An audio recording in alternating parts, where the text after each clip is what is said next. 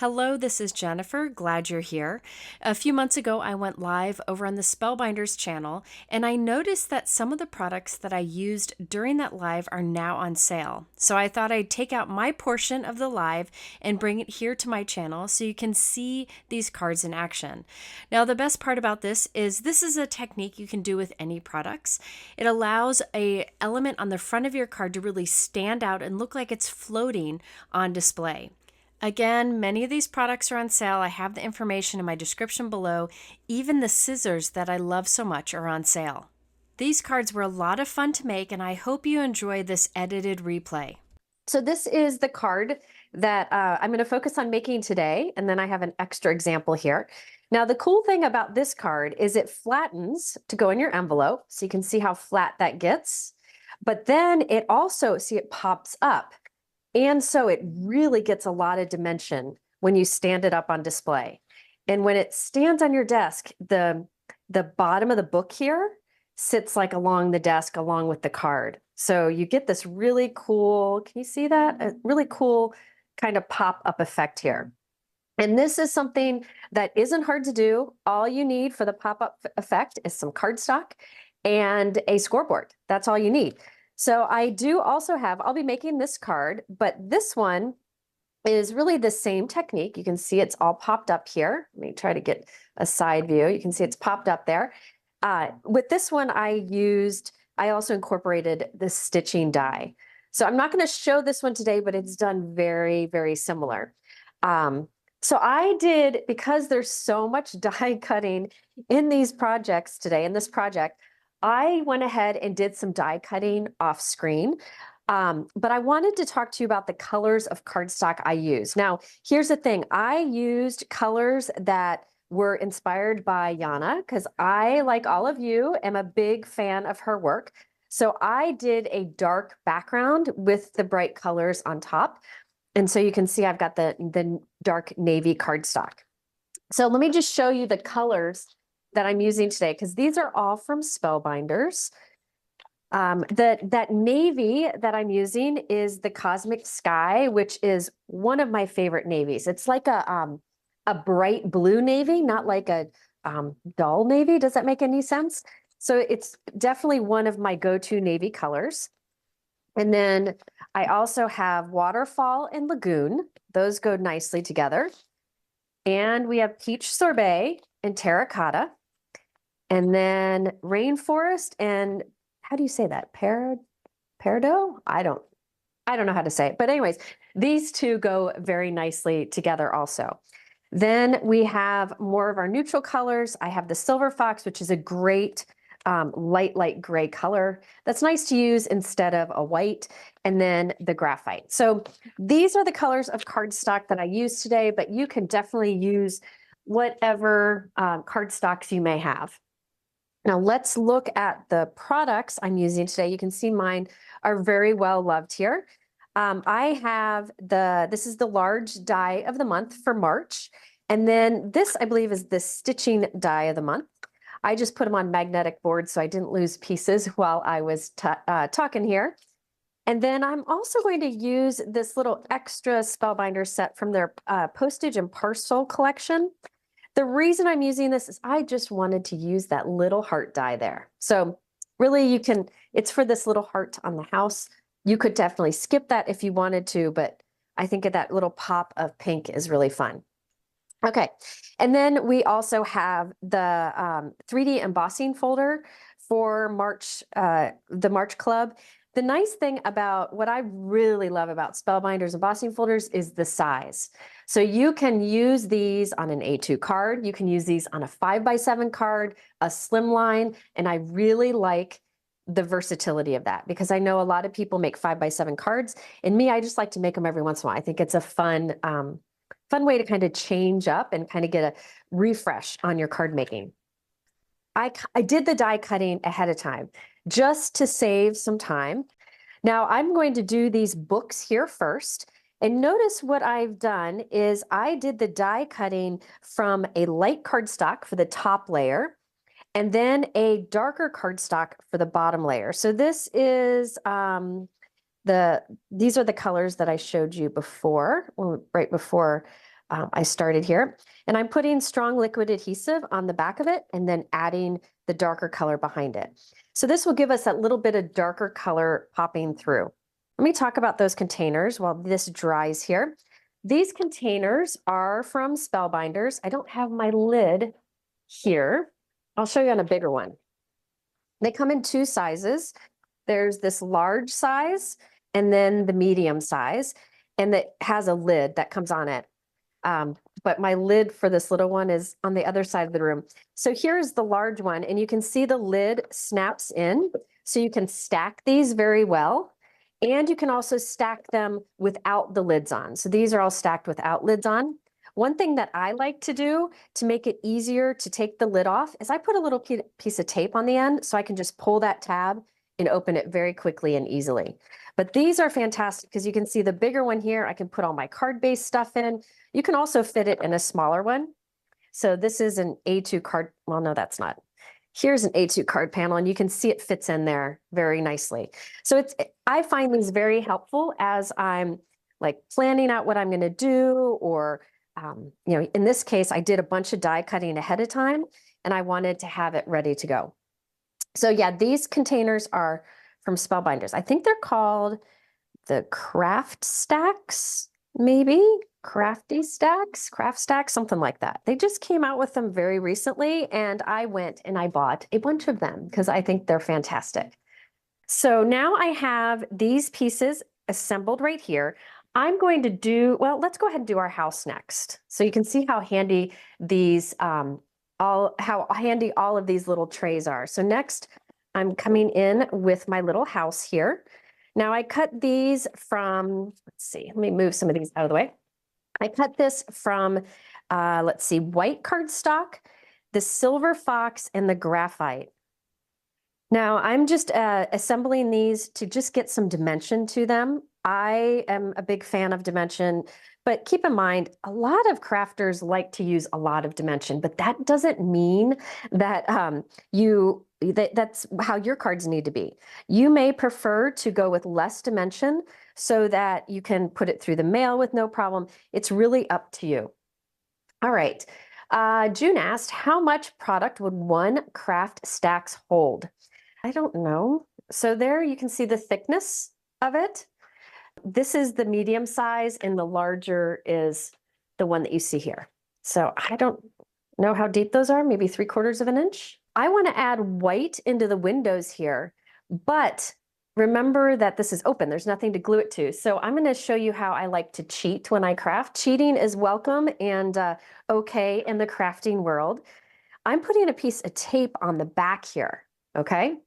And then I can take these little die cuts and pop them in place. So now you don't see through the windows unless you want to, and I can put the little white in place. Now this you could use in so many different ways. You could put little flowers on the bottom. You can, when you have holiday cards to make, you can add little holiday things to it, but I'm just gonna stick with the simple house today. Now I want to connect these pieces because all of these pieces will together pop up. So what I have done is, again, I have done a little bit of cheating. Let me get my piece where I did my cheating out. I'm going to connect all these with a piece of cardstock in the back. But first, instead of fumbling with it and trying to get it all connected, I'm going to take some tape and tape the pieces together. Now, looking at my example here, I started with my blue book at the bottom. So I'll place the blue book upside down first. Then I'll place my teal colored right next to it, so butt up against it. So they're just stacked. And then I'm going to put some Scotch tape on the back. Nobody's going to see the Scotch tape, right? So it doesn't really matter. Then on top of that, we have our peach colored book. You can stagger these a little bit or center them, completely up to you. So now these are all connected together, which makes it so much easier than having all those individual pieces. Then we have our blue book, which, by the way, I did white for the pages. So flip that over and add the blue. Okay, so those pieces are connected. And then finally, we have our house. So I got to decide how I want my house to be on here. So what I'm going to do is put my tape right along the bottom. So you see that this part right here is sticky facing up. And then I can tuck it in here wherever I want it to be. I think I want it to be right about there, and press that down. So now this is all connected by tape. However, it's still floppy, right? Because it's only Scotch tape. So I just cut a piece of cardstock. This happens to be 1.5 by 3 3/4 inches. And the reason I cut that size is it fit behind here nicely. So now this piece will be a connector and also give some stability to all of these die cuts so they don't flop around like this. All right, so now I do need to cut a little bit off the top. Hang on, let me get my scissors out. And by the way, can we take a moment of appreciation for the greatest scissors of all times? I love these shears. These are fantastic. Okay, so I'm trimming off just a little bit there because I noticed it might be a little bit too tall with the top of my house. So now I've got this piece that is 100% for support. And you know what? I'm going to put, so I don't have to wait for it to dry, I'm going to put just some tape runner on this. You could use liquid adhesive, tape runner, double-sided tape, just something that you trust will be strong. So I'm placing this on the back, and now look at this. It's all one die cut. So if you ever want to do a technique where you have a bunch of die cuts that you want to have connected, just tape on the back and then also put a support on there. So now this whole thing will be able to pop up when we do our fun pop-up technique. The scissors are wonderful. They also have the smaller ones too, the babies, the Big Mama and the babies. I love these. They're fantastic. And I like that they don't get, like I use mine to cut through adhesive and they don't get mucky. They don't get all gooey. In fact, when you have issues, you get 2 pairs. You have to buy a spare because your children will steal them. And I know I have another one upstairs where we wrap gifts. So anyway, got my scissors handy. Now I do want to create some trees. And I tend, as if you've watched my videos before, you know that I tend to go overboard with my die cutting. Not only do I like the dimension, I also like to add a lot of details. So instead of just using a couple die or 2 or 3 die cuts on each of the trees, I'm going to do some extras. So let me find my die set so I can show you. So here we have it. So there's this die here that cuts one element of the tree. There's one here that cuts another element, and then there's this little one. All right, now I'm going to first, let's go ahead and put our trees onto our book here. So it's kind of growing out of the book. So let me flip everything over. And I know I want a tree over here and I want a tree over here. But I also want to make sure that I stay within the confines of my note card. All right, because we don't want anything, we want this to flatten and still fit into a 4 1/4 by 5 1/2 inch A2 envelope.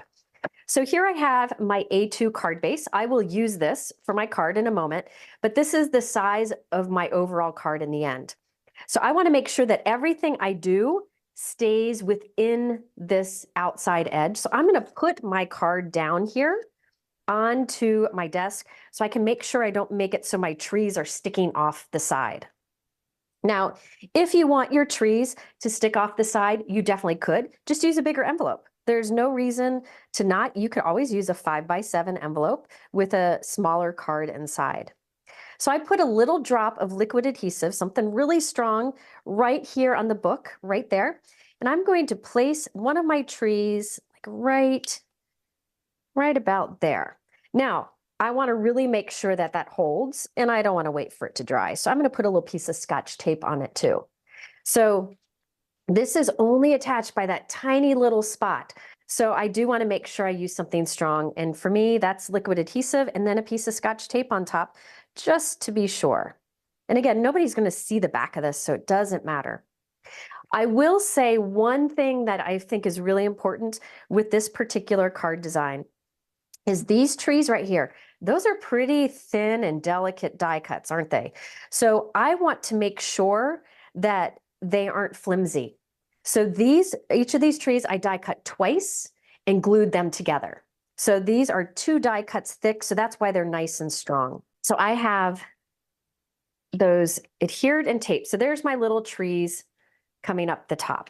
So now I can fill this tree in however I want.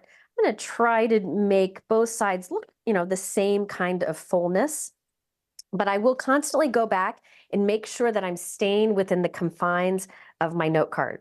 So I put some strong liquid adhesive on the back of that, and I'm only doing a little bit of adhesive. You saw it was only a little bit of glue, but I can go back when I'm done and add a little bit of glue here and there wherever I feel it's necessary.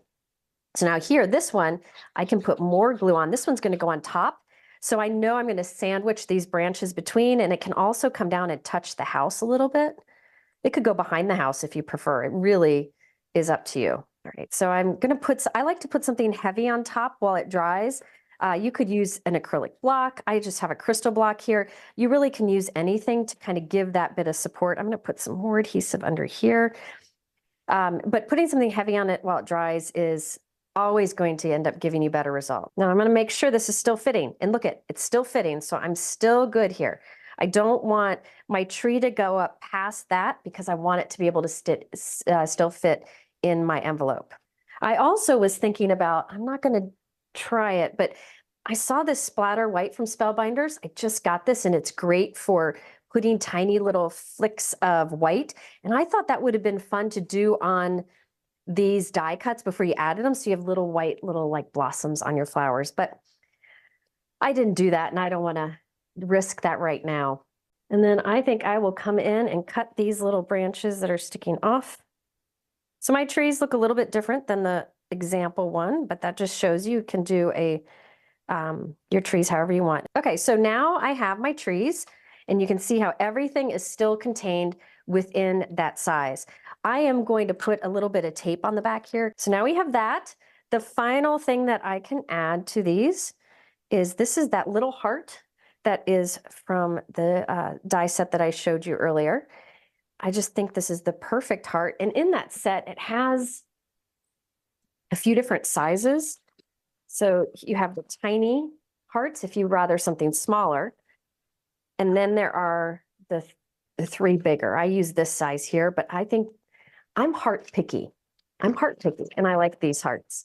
Okay, so the last piece for this is the hello. Now this is from, I believe it is called the Everyday Sentiments. It is from Simon Hurley in Spellbinders. And I like the die set so much that I cut a ton of them that I've already ready to go to add on cards. Let me show you. So you can see I have a bunch of the shadows already cut from white and the words cut from black. And I like to have like good basic sentiments like this prepared, because then it makes crafting much faster, right? When it's time to, sometimes I do a card and I'm like, I just need a bold sentiment, and to have these ready. Now these I will take to my son's baseball game and I'll glue them together so they're already stacked and even ready to add. So I added the hello right there. All right, so now we have this whole element ready to go, and this is what we're gonna pop on the front of our card. But I still need to do the embossing folder in the background and make that pop-up feature. I have the Spellbinders 3D embossing folder of the month. I think this is a really neat one because it goes with a variety of style of cards. The nice thing is it isn't too distracting. So this is going to be a fun backdrop to our card. Now, I will say normally, like I would normally like put this on a lighter color note card, maybe a light blue or on white, but I've been really inspired by Jana lately to do the darker background, and look at how that just stands out so much more. So I have a 3D embossing folder, and one of the things that I love about my Platinum is it tells me right on it what I need to do. So how to build a 3D embossing folder sandwich. So it says to do the platform base, then you do the embossing folder and the D adapter plate, which is the gray one. So I'm going to get that out.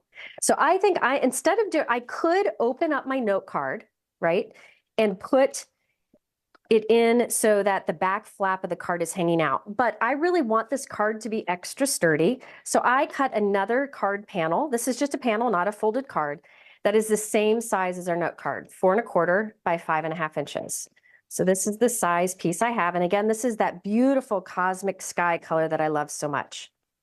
Now, you could mist this with a little water if you want, but you know, I don't want to have to wait for it to dry or heat set it. So I'm just going to skip that.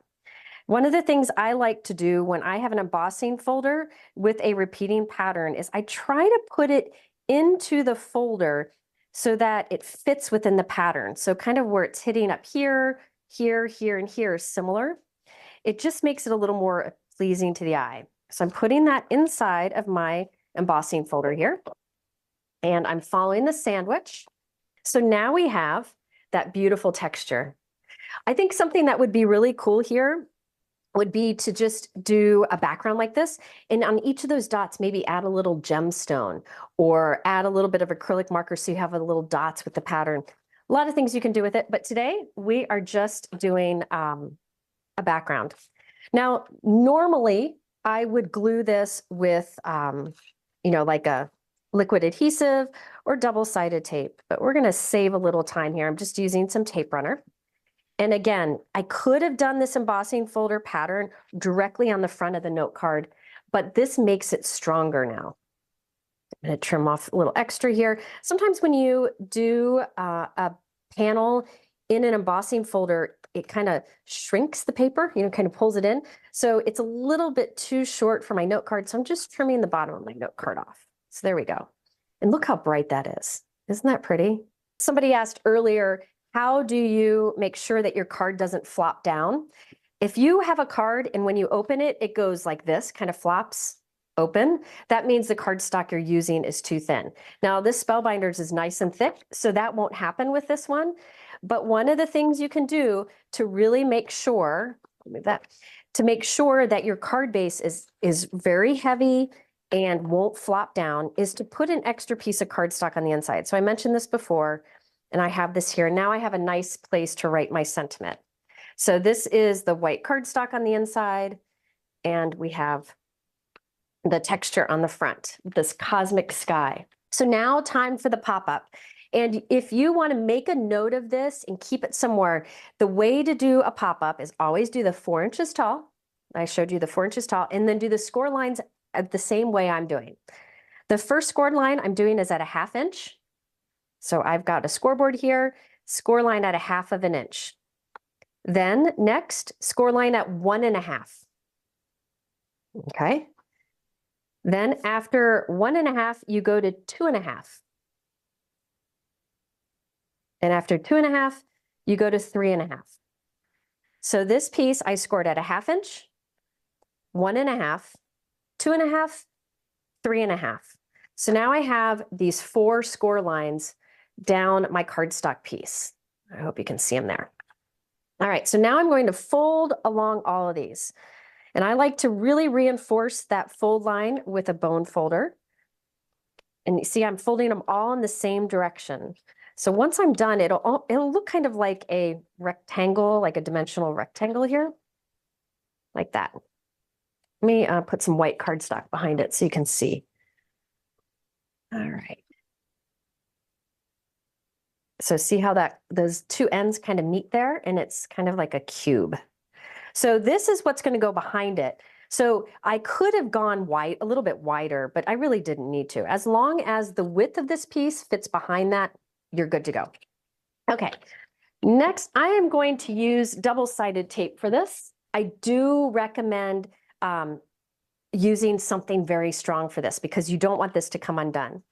So the first thing I just have this white here, by the way, so you can see the navy better on my desk. On one of the flaps, the end flaps, I'm going to put strong adhesive.